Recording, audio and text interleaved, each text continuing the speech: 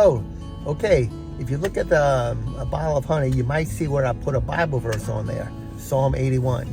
The reason I put that, some people might ask, why'd you put that on there?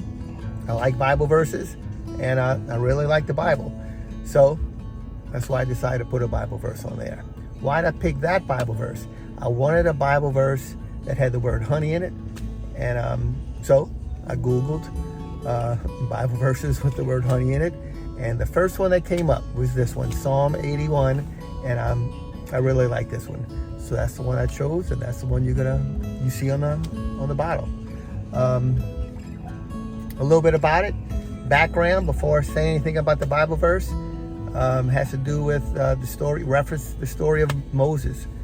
So back in the day when the Israelites were in bondage in Egypt, and they wanted to get out, they were praying and praying, God help us, God help us. Sure enough, he sent Moses. You know about the 10 plagues, opening the Red Sea, the death angel, the 10 commandments, all that kind of thing. And the people, the Israelites, were on their way to the promised land, and they got to the promised land. And so this Psalm 81 references that story.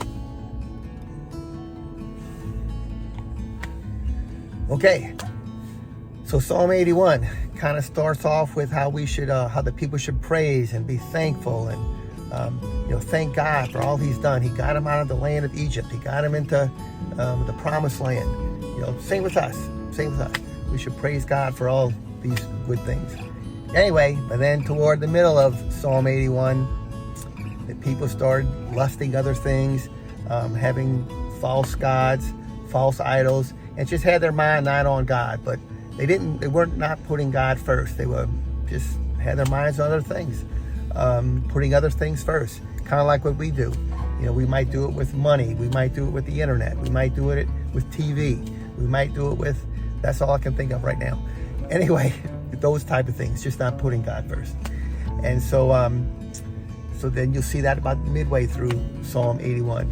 And right near the end, God says, man, if my people would just put me first, if they would just put me first, I would take care of their enemies, I would help take care of their problems, and things would be so much better. They would just put me first. God's a very jealous God.